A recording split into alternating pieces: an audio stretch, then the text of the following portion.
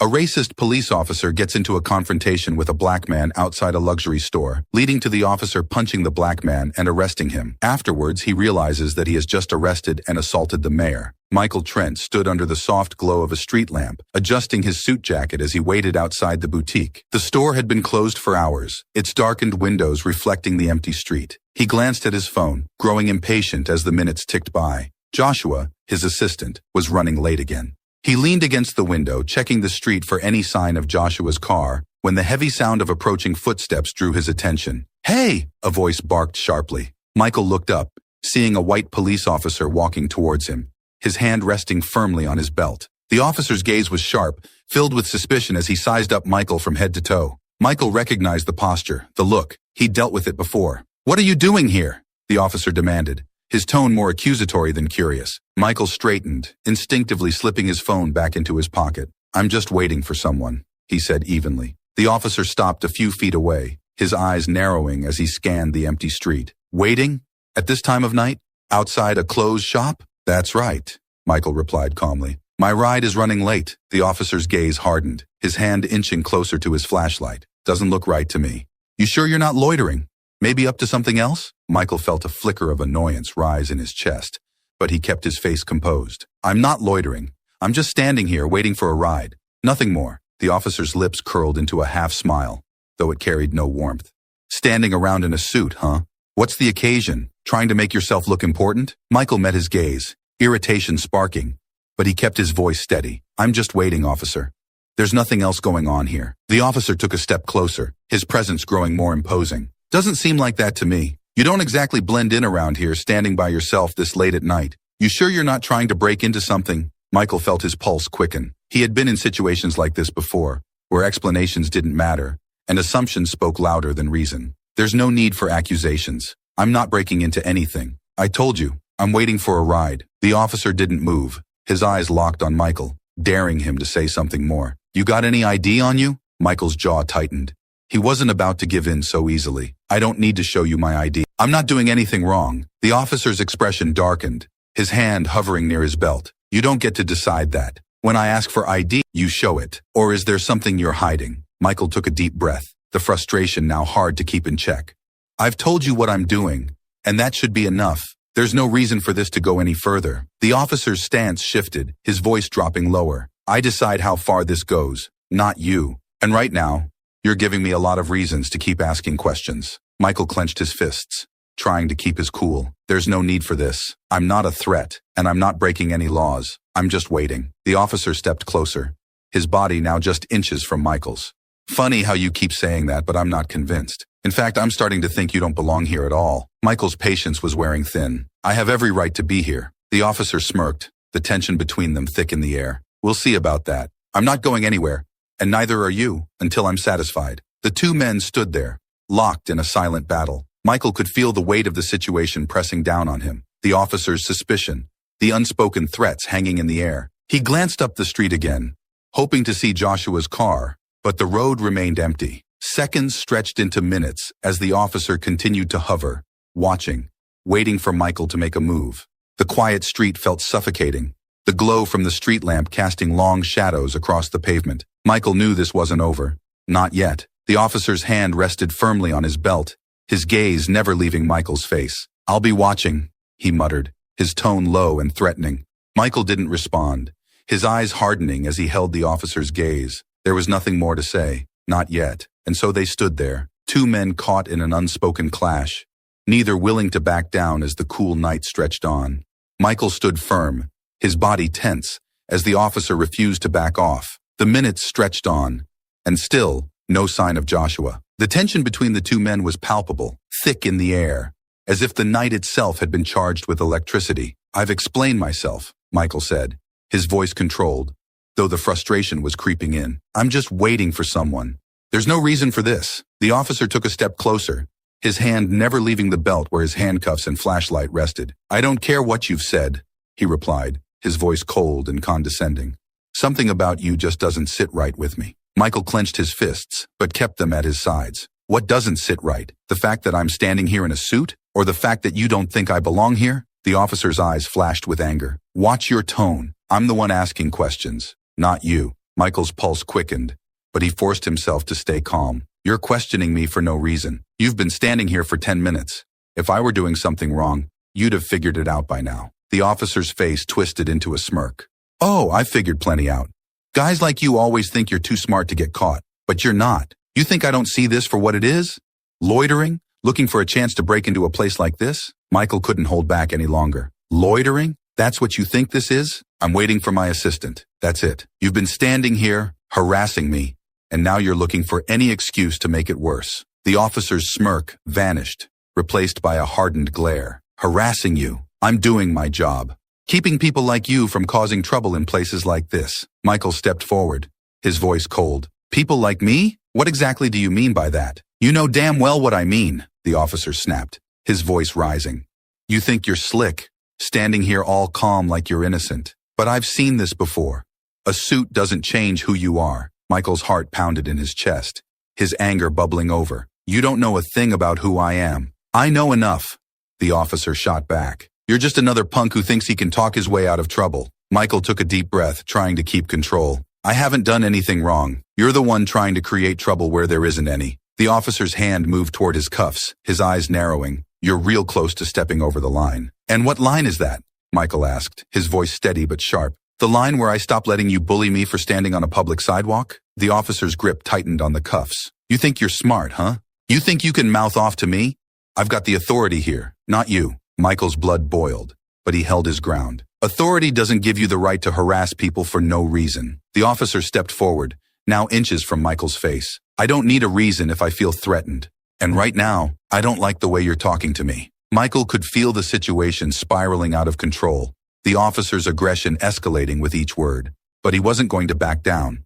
Not this time. You feel threatened? Michael asked, incredulous. I'm standing here, unarmed, waiting for a ride.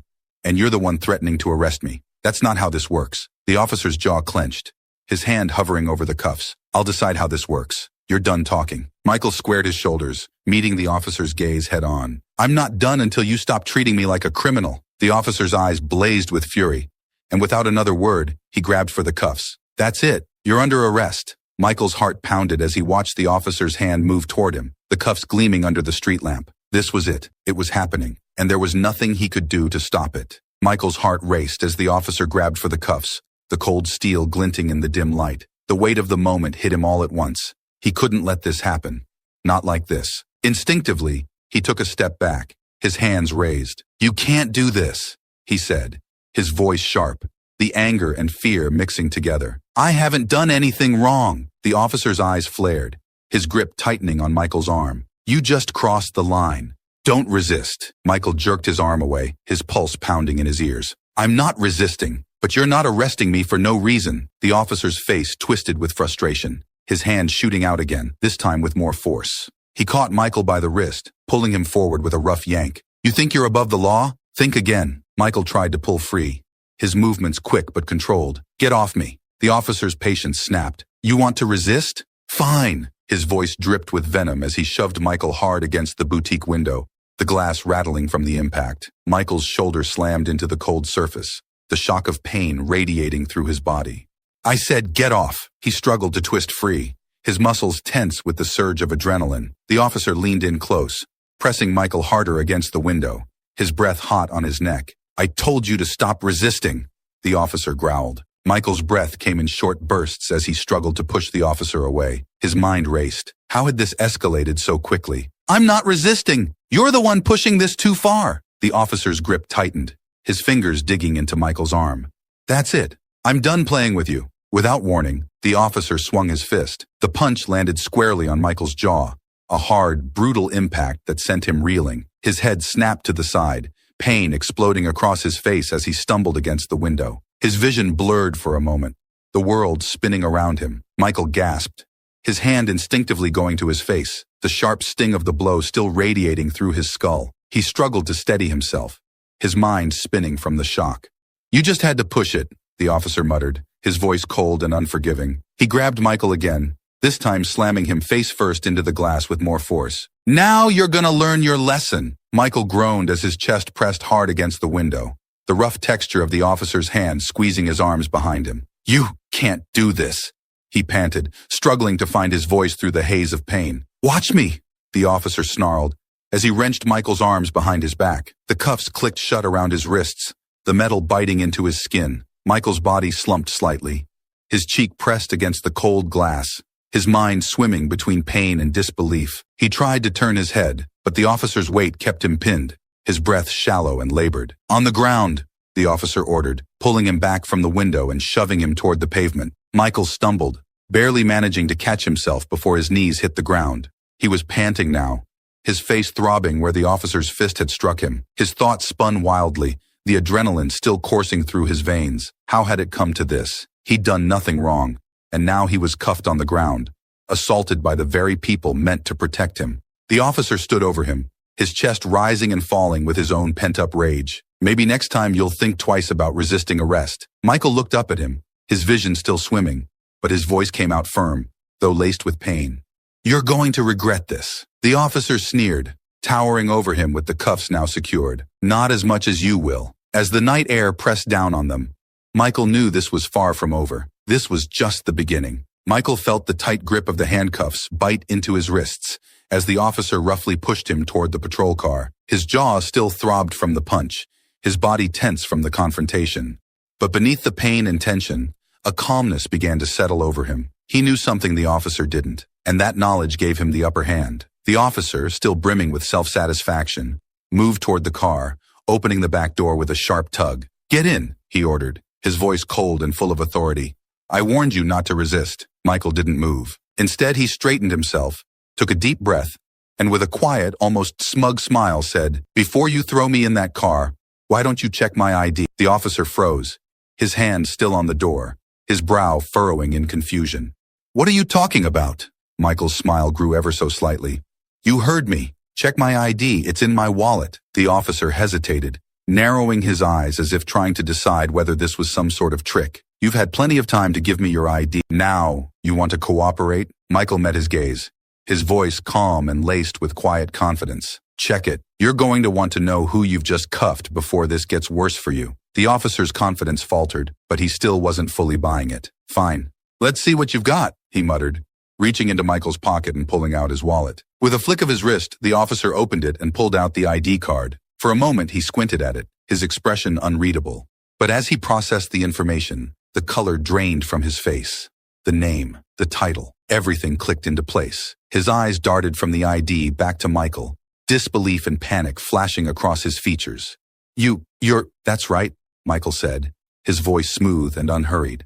"I'm the mayor of this city." The officer's face went pale, the full weight of what he had just done sinking in. He looked back at the ID as if hoping it would change, but it didn't. The realization hit him hard. He had just assaulted and arrested the highest-ranking official in the city. The officer's hands trembled as he fumbled with the cuffs, his previous aggression gone, replaced by panic. "Sir, I didn't know. I didn't realize." Michael cut him off, his voice still calm but now sharper, more commanding. "You didn't realize because you assumed.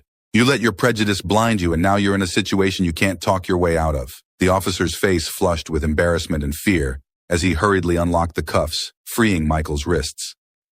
I'm sorry, sir. I didn't mean." "Didn't mean?" Michael's voice rose slightly as he rubbed his sore wrists, his eyes blazing with restrained fury. "You didn't mean to punch me? You didn't mean to throw me up against that window and treat me like a criminal?" The officer stumbled over his words, trying to find some way to salvage the situation. "Sir, I thought You thought," Michael snapped, cutting him off again. "That's the problem. You didn't think. You saw me standing here, and because I didn't fit into your idea of who should be in this neighborhood, you decided I was a threat. That's what you did." The officer stammered, backing up slightly as Michael stepped forward, his voice firm and unforgiving. "Do you have any idea what kind of situation you've put yourself in? Do you understand the consequences of your actions tonight?" The officer's eyes were wide with fear now. "Sir, I'm sorry.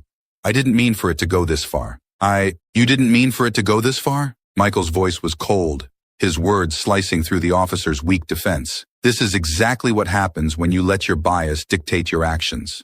You're supposed to serve and protect, not assault and profile." The officer swallowed hard, his face pale, his hands still shaking. I made a mistake." "A mistake?" Michael's voice was low, controlled, but deadly serious. "You think that's going to fix this? You think an apology is enough to make up for what you just did?" The officer couldn't meet Michael's eyes, his whole demeanor collapsing under the weight of his realization. Michael took a step back, letting out a long breath. "I want your badge number. Now." The officer fumbled to provide the number, his voice barely a whisper as he recited it. Michael took out his phone, jotting it down calmly before looking the officer in the eye one last time. "You'll be hearing from me again," Michael said, his tone final. "And next time, you won't be getting off so easily." With that, he turned and walked away, leaving the officer standing there, paralyzed with fear and regret. As Michael walked down the empty street, his mind was already racing ahead. This incident wasn't just personal. It was a symptom of a much larger problem, one he was in a position to finally address head-on. And after tonight, that change was going to happen, one way or another. Michael walked briskly down the street, the weight of the night's events settling heavily on his shoulders. His jaw still ached from the officer's punch, and the faint sting of the handcuffs lingered on his wrists. But more than the physical pain, it was the anger bubbling beneath the surface that fueled his steps. He couldn't let this slide. As he turned the corner, away from the scene, he pulled out his phone, his fingers shaking slightly, not from fear but from the adrenaline still coursing through him. He dialed quickly, the familiar number ringing in his ear. After a few rings, a voice answered. "Joshua," Michael said, his voice clipped and direct. "I need you to meet me at City Hall, now." Joshua's voice came through, confused but concerned. "What happened? I was just about to—" "I'll explain when you get there," Michael interrupted. "Just get there as soon as you can." Without waiting for a response, Michael ended the call and slipped his phone back into his pocket. His mind raced as he made his way toward City Hall, the lights of the city casting long shadows on the quiet streets. The officer's smug face flashed in his memory. But more than that, the image of his own reflection in the glass window, pinned, bruised, humiliated, stuck with him. This wasn't just about him anymore. It was about what this represented. The unchecked power, the blatant profiling, the disregard for basic respect. It was all too familiar. And as mayor, he had the power to do something about it. By the time he reached City Hall, Joshua was already waiting outside, his face drawn with concern. "What happened? You sounded off on the phone." Michael sighed, taking a moment to steady his thoughts before answering. "I was harassed and assaulted by one of our own officers tonight. I was almost arrested." Joshua's eyes widened in shock. "What? Are you serious?" Michael nodded grimly. "Dead serious. He didn't know who I was, just assumed I was up to no good because I was standing in a rich part of town at night." Joshua shook his head, disbelief written across his face. I don't even know what to say. What are we going to do?" "We're going to act," Michael said firmly. "I'm done letting this kind of thing slide. I've been talking about reform for too long. Now I have the proof. This isn't just some abstract problem. It happened to me." Joshua looked at him, his eyes serious. "So what's the plan?" Michael's mind was already working through the details. "First, we're filing a formal complaint against the officer. I have his badge number. Then we're taking this up with the police chief. This has to be handled at the highest level. I'm going to make sure this officer faces the consequences of his actions." "And beyond that?"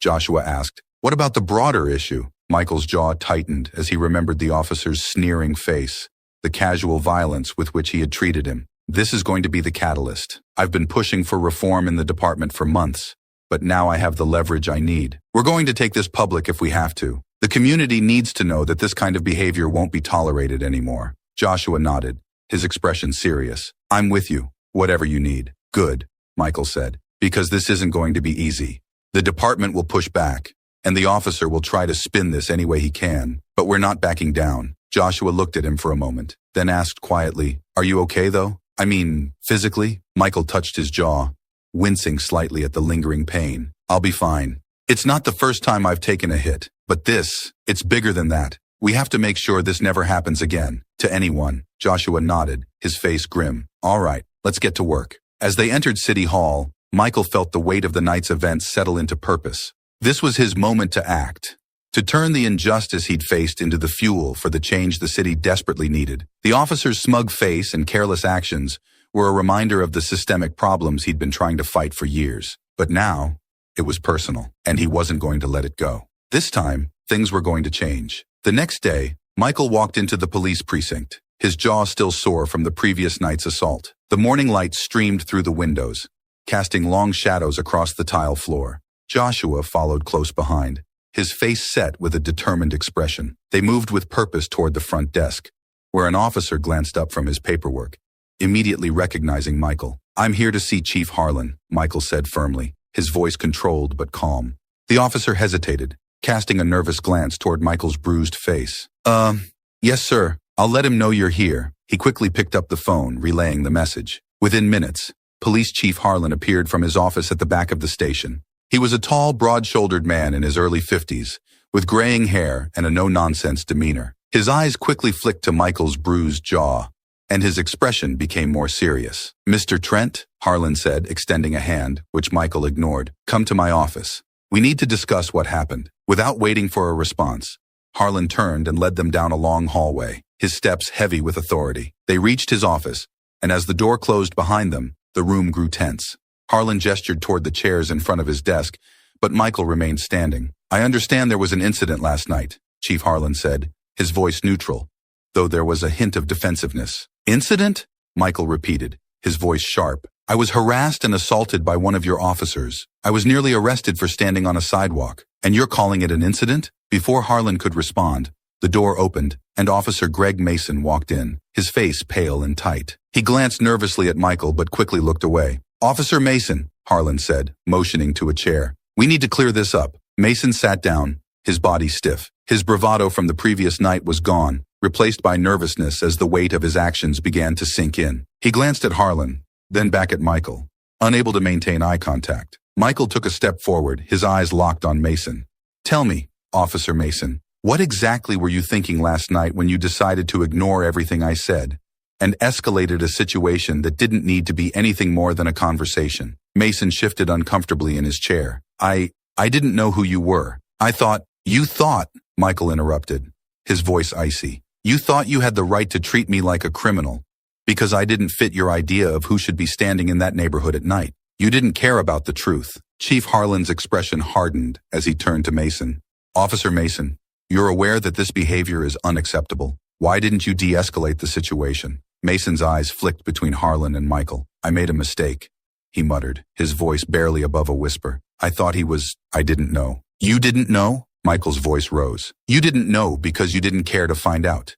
You let your prejudice dictate your actions, and when I called you out on it, you responded with violence." Mason swallowed hard, his face pale. "I'm sorry," he whispered. "Sorry isn't going to fix this," Michael said, his voice sharp. "You need to understand what you did. You didn't just assault me. You violated your oath. You're supposed to protect and serve this community, not terrorize it." Harlan nodded, his tone more serious now. "Officer Mason, you've crossed a line, and there will be consequences. I've already placed you on suspension pending an internal investigation." Mason opened his mouth to respond, but Harlan's cold gaze silenced him. He looked back at Michael, his face pale and remorseful, but it didn't matter.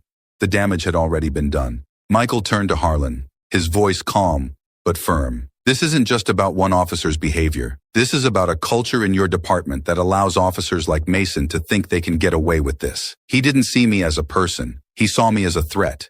And that's a systemic issue, one that needs to be addressed now." Harlan's face tightened, but he nodded slowly. "I understand your frustration, Mr. Trent, and I'm committed to addressing this situation." Michael crossed his arms, his expression unrelenting. "Addressing it? This needs more than just an internal investigation. This needs to be public. People need to know that this department is taking real steps to reform. I want a full report made public. Transparency, accountability." Chief Harlan's face hardened slightly, but he kept his tone measured.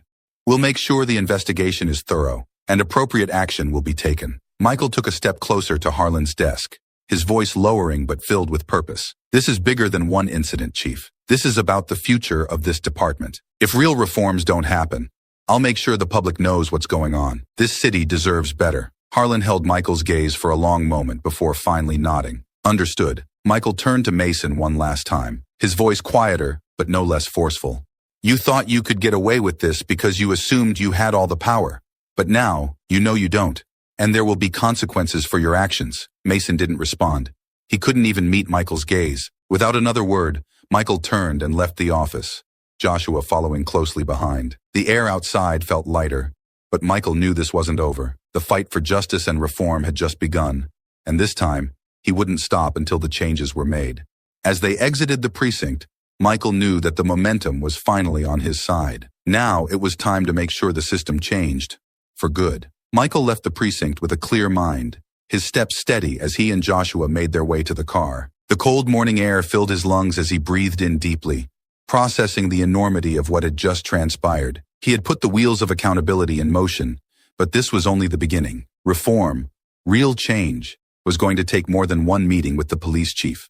Joshua broke the silence as they reached the car. "Do you think they'll follow through?" "They'll have to," Michael said, sliding into the driver's seat. "This isn't something they can sweep under the rug. Not this time." Joshua nodded but still looked concerned. "What if they make Mason the scapegoat? Suspend him, maybe even fire him.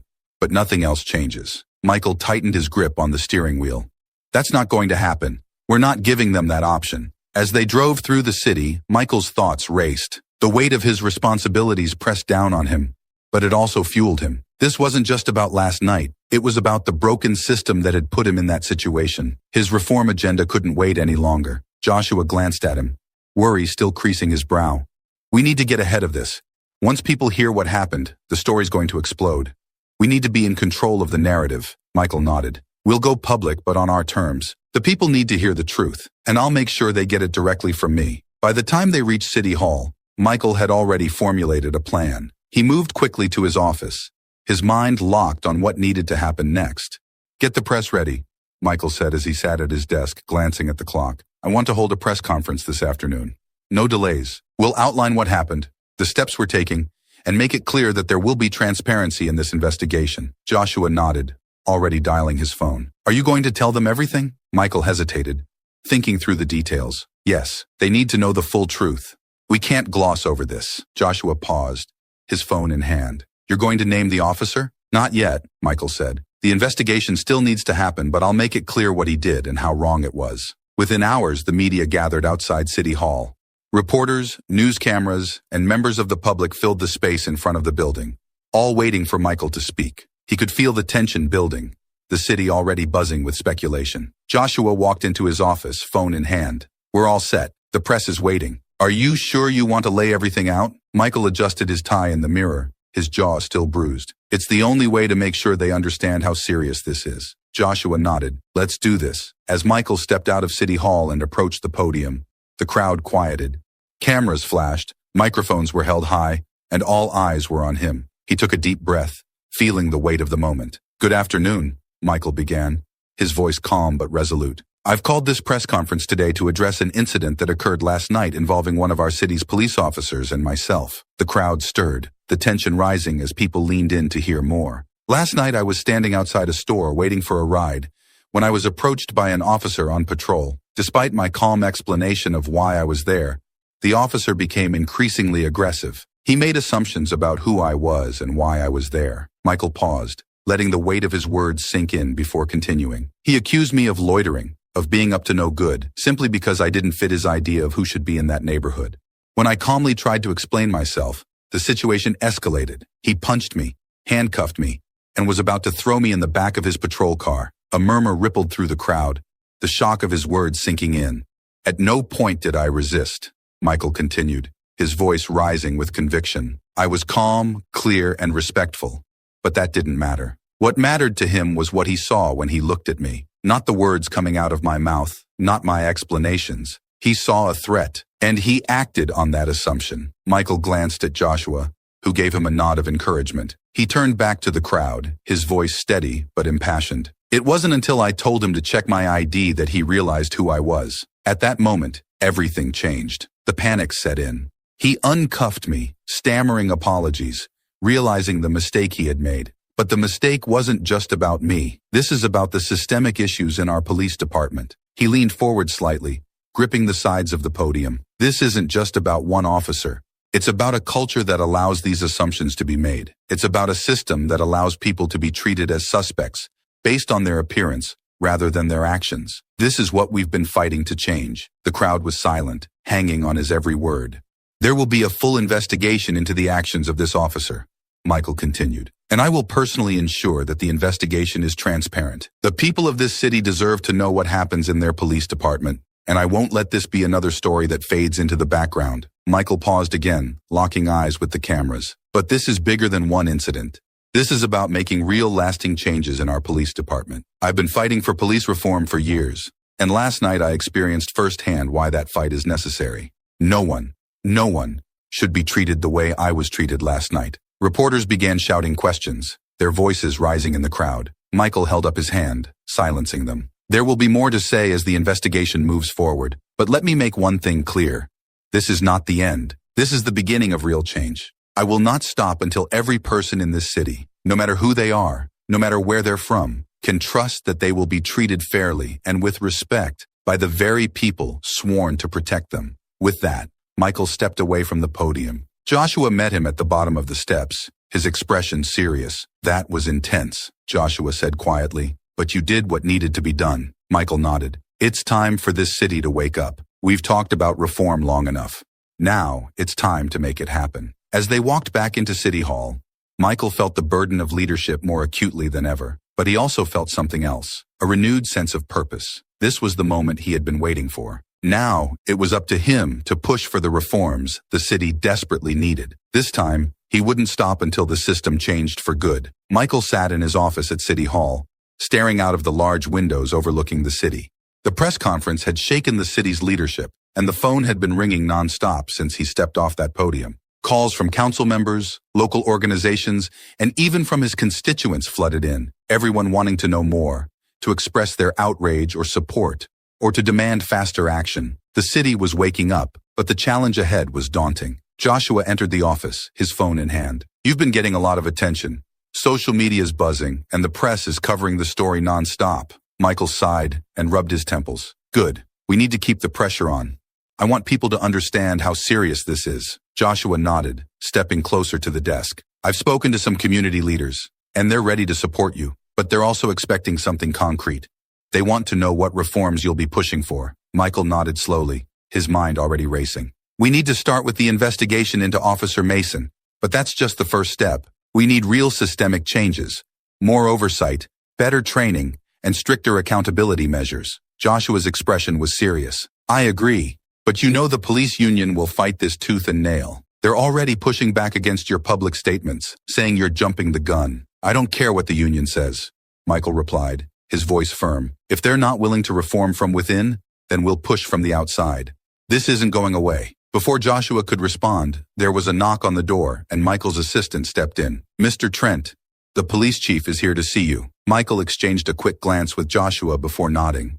Send him in. Chief Harlan entered, his usual confident stride now more measured. He offered a tight-lipped nod to both men before sitting down across from Michael's desk. There was a brief, uncomfortable silence as Harlan's gaze met Michael's. Mr. Trent, Harlan began, his tone polite but with an edge of defensiveness. I've seen the coverage of the press conference. I understand why you felt the need to go public, but we need to discuss how we move forward from here. Michael leaned forward, his hands clasped in front of him. What's there to discuss? The officer's actions were inexcusable.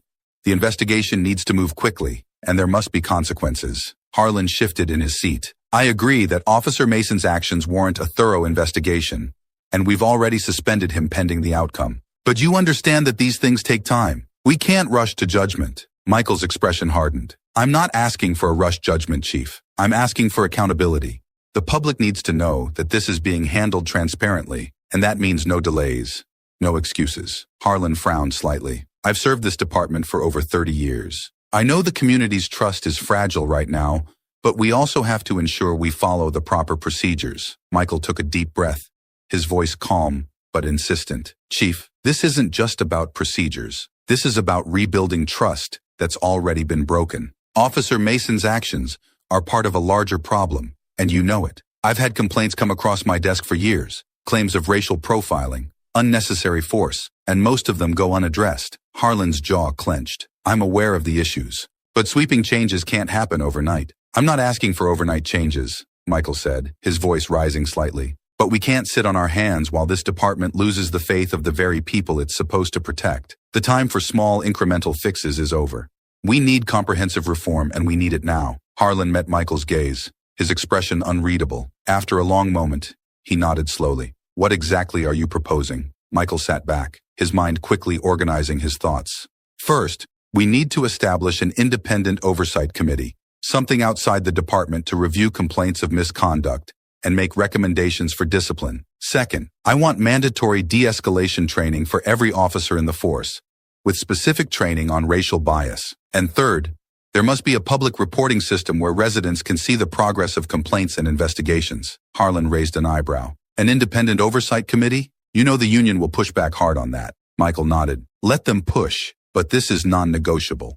People need to see that there's accountability, that the department isn't protecting its own at the expense of the community. We can't let internal investigations continue to be handled quietly behind closed doors. Harlan sighed, rubbing the back of his neck. You're asking for a lot. I'm asking for what's necessary, Michael replied firmly. This isn't just about making changes to fix what happened to me. It's about ensuring that what happened to me doesn't happen to anyone else. Harlan looked down for a moment, clearly weighing his options. When he finally spoke, his voice was lower. I understand your position, and I agree that changes are needed. I'll bring this to the department, but you need to be prepared for a fight. Not just from the union, but from officers who feel like they're being targeted. Michael leaned forward again, his eyes locked on Harlan. This isn't about targeting anyone. This is about making the police force better. If any officer feels threatened by accountability, then maybe they shouldn't be on the force in the first place. Harlan's lips thinned, but he nodded. I'll take your proposals to the department leadership. We'll see what we can do. As Harlan stood to leave, Michael remained seated, watching him closely. Remember, Chief, Michael said quietly, the eyes of the city are on us right now. Don't let this opportunity for change slip away. Harlan paused at the door, turning back to Michael.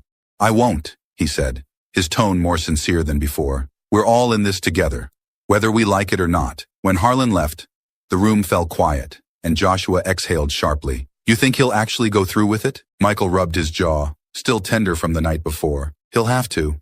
We've come too far to let this fall apart now. Joshua nodded, pacing slightly. So, what's next? Michael stood up, walking over to the window and looking out over the city. Next, we keep pushing. We rally the community, we stay visible, and we keep the pressure on until real reforms are in place. This isn't just about one bad officer, it's about changing a system. Joshua crossed his arms, a hint of a smile on his face. I think you're ready for that fight. Michael smiled grimly. I've been ready for a long time. As the sun began to set over the city, Michael knew the fight was just beginning. But for the first time in a long time, he felt like victory, real, lasting change, was finally within reach. The following day, Michael wasted no time moving his agenda forward. The press conference had sparked a wave of conversations throughout the city, on the streets, in offices, and on every news outlet. The pressure on the police department was intensifying, and Michael knew it wouldn't be long before the resistance from the union and department leadership reached full force. He stood in the mayor's office, staring down at a stack of paperwork that outlined his proposals for reform. Joshua entered the room, his expression tense but focused. I've just gotten off the phone with a few council members. The public's backing your reforms, but there's pushback from the usual suspects. Michael nodded. I expected that. Who's pushing hardest? Joshua sighed. Some of the council members who are in close ties with the police union are being cautious. They're worried about the political blowback. We don't have time for cautious, Michael said firmly. This isn't about politics. This is about real change. Right. But they're politicians. They'll protect their own interests first. Michael glanced at his watch. We need to get these proposals in front of the council today. If we wait any longer, the momentum dies. Joshua pulled out his tablet. The police chief just issued a statement. He's backing the investigation, but said that the police department can't allow reforms to weaken the ability of officers to do their job. Michael's jaw tightened. That's code for we're going to stall. Joshua nodded. Exactly. But the community's rallying. I've been getting calls from advocacy groups and local leaders all morning. People want action. Then we give them action, Michael replied. Set up a meeting with the council and the police union leadership. We'll hash this out. Within hours, Michael was standing in a packed meeting room at City Hall. The atmosphere was thick with tension. On one side sat several city council members, their expressions ranging from cautious to supportive. Across from them sat representatives from the police union, along with Chief Harlan. The police union president, a stocky man with a stern face, sat with his arms crossed, glaring at Michael from across the room. The meeting began with formalities, but Michael quickly cut to the chase. We're not here to debate the need for reform, he said, his voice clear and steady. The people of this city have spoken, and they want accountability. The system as it stands is broken, and we have an obligation to fix it. The union president shifted in his seat. Mayor Trent, we've always worked closely with the city, but some of these reforms you're proposing, they'll tie the hands of our officers. We can't allow that. Michael leaned forward. This isn't about tying anyone's hands. It's about ensuring that officers are held to the standards we expect from those entrusted with protecting the public. If accountability weakens your force, then that's a problem with the force, not the reforms. Chief Harlan cleared his throat. We support improving training, especially around de-escalation tactics. But the Oversight Committee is going to cause major friction. Officers are going to feel like they're constantly being second-guessed by people who don't understand the dangers they face. Michael shot him a hard look. We're talking about people who don't trust that your department will investigate misconduct fairly. The public needs a system they can believe in.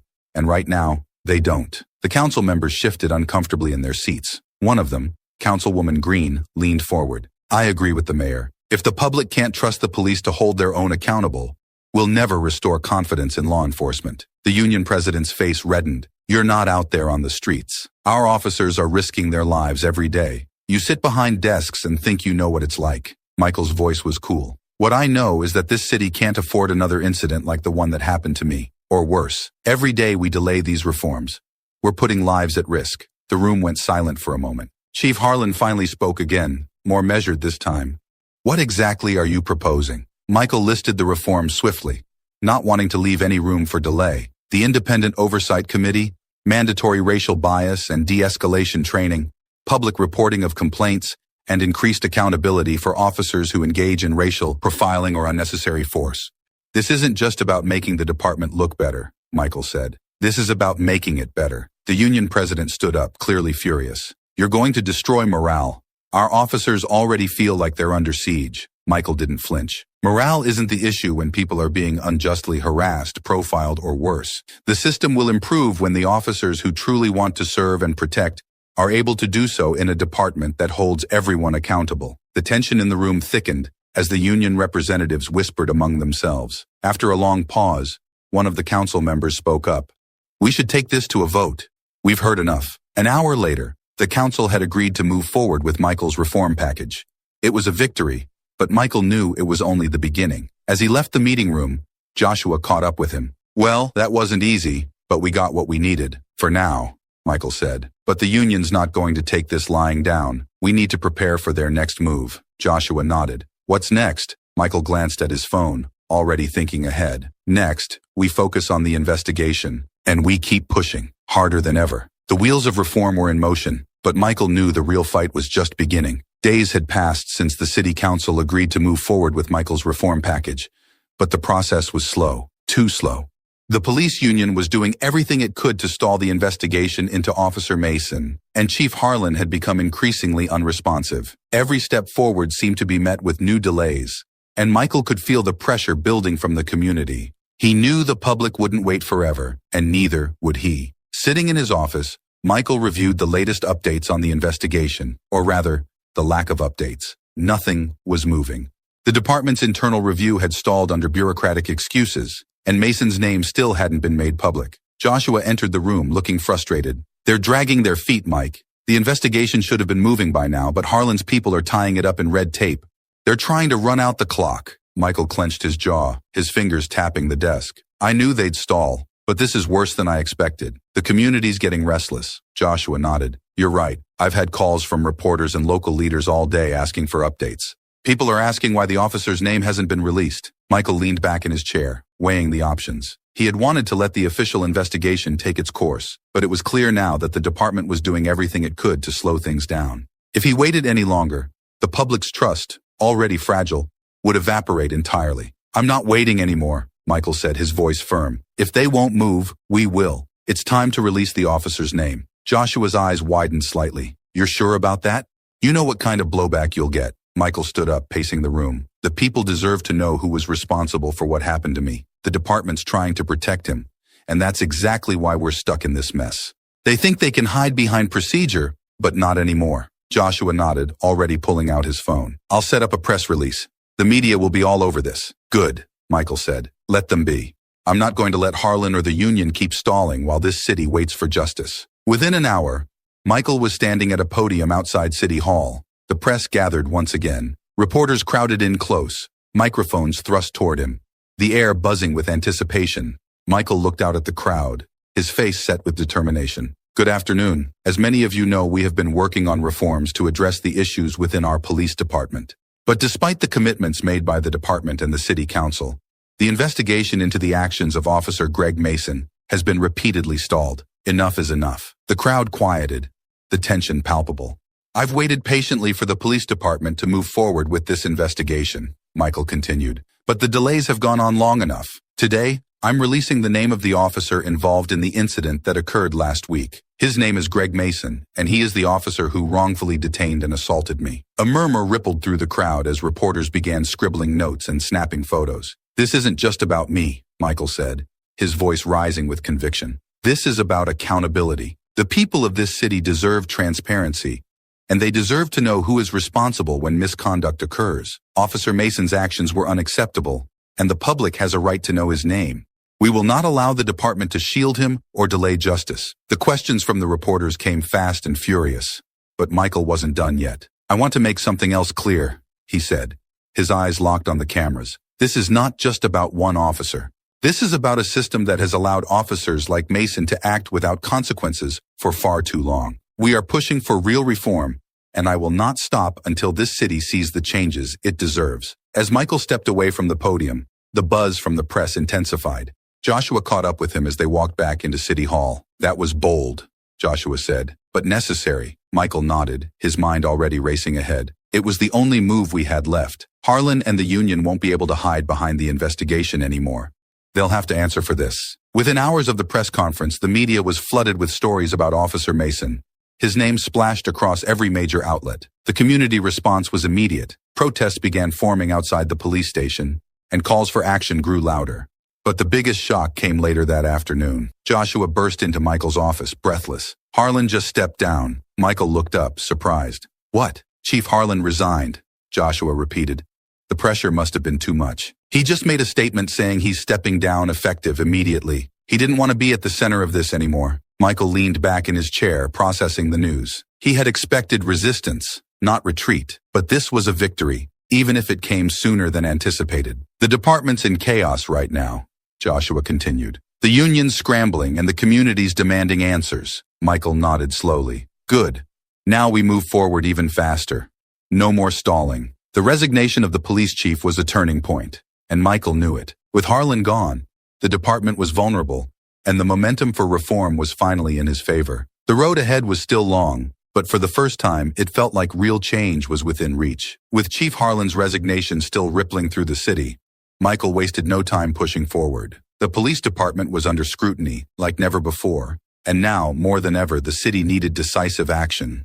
The next major step would be the Internal Review Board's decision on Officer Greg Mason. But this time, Michael wasn't content to sit on the sidelines. As Michael stood in his office reviewing the latest reports, Joshua entered with an update. The review board's meeting is set for next week, he said, handing Michael a folder. They're going to decide on Mason's future with the department. Michael barely glanced at the folder. I want in on that meeting. Joshua blinked, taken aback. You want to sit on the review board? They're not going to like that. The board's supposed to be internal. Just the department and union reps. That's exactly the problem, Michael replied, his voice sharp. I've seen how internal investigations go. They drag it out, debate the consequences, and then slap the officer on the wrist. Not this time. I want to be in that room. I want to see how they justify keeping a man like Mason on the force. Joshua hesitated. You're the mayor. You've got the influence to push for this, but you know they'll push back. The union, especially. They'll see it as you overstepping. Michael nodded, already moving toward his desk to make the call. Let them push, but I'm going to be in that room. And Mason's days in this department are over. By the next morning, Michael had formally requested to sit in on the review board meeting. The backlash was immediate. The union president, as expected, went on the offensive, calling Michael's request a violation of the department's procedures and an unprecedented political overreach. Several high-ranking officers within the department echoed the sentiment, but Michael didn't care. The public was on his side, and so were the city's community leaders. The pressure to reform was stronger than ever, and if there was one thing Michael was sure of, it was that this was the moment to strike. The day of the review board meeting arrived quickly. Michael entered the conference room, where the board had already gathered. It was a small private space with a long table at the center. Around it sat members of the police review board, senior officers, a union representative, and a legal advisor. Greg Mason sat at the end of the table, his face pale but defiant. Michael could feel the tension in the air as he took his seat. The head of the review board, Captain Reynolds, cleared his throat and spoke, his tone measured. Mayor Trent, I understand you've requested to observe the proceedings today. Michael nodded, his gaze fixed on Mason. I'm here because the people of this city demand accountability. Officer Mason's actions were a gross violation of the trust placed in him by the public. I want to ensure that this board makes the right decision. Reynolds looked uneasy but continued. We're aware of the public interest in this case. However, as you know, these proceedings are typically handled internally. We're here to review Officer Mason's conduct and determine whether disciplinary action, up to and including termination, is warranted. Michael leaned forward, his voice calm but firm. With all due respect, this case goes beyond typical internal matters. Officer Mason didn't just violate procedure, he abused his authority. He assaulted me and nearly arrested me without cause, simply because of his biases. This isn't just about department policy.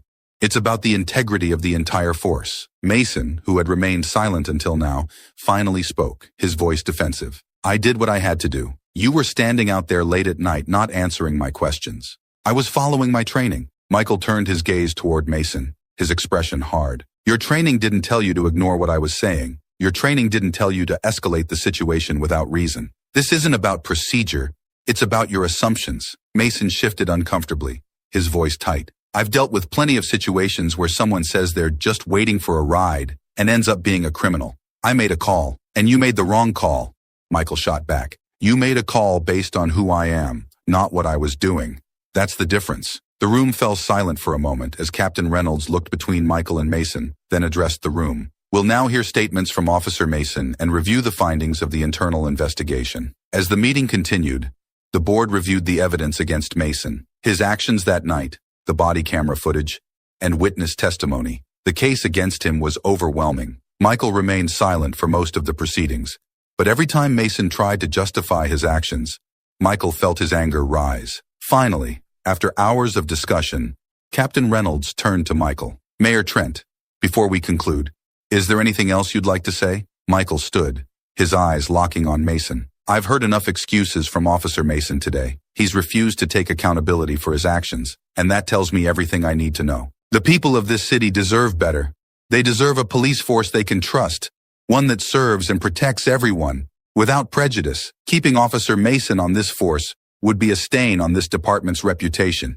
He must be terminated. Mason scowled, his voice low.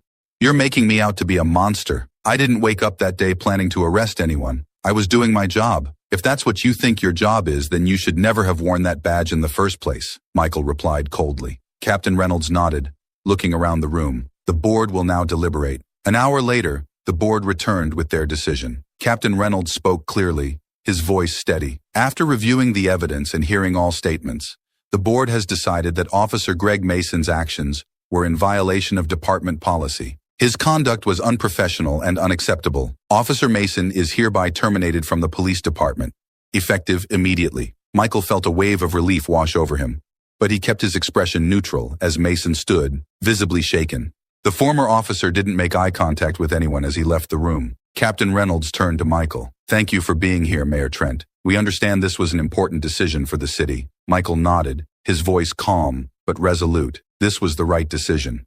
But this is just the beginning. The people of this city are watching, and we need to continue pushing for the reforms that will prevent this from ever happening again. As Michael left the room, Joshua met him in the hallway, a look of satisfaction on his face. It's done. Mason's gone, Michael nodded. It's a victory, but there's still more to do. We need to make sure the reforms go through. Joshua smiled. One battle at a time, Mike, but you've made history today. Michael glanced back at the door to the review board's room, feeling the weight of the moment.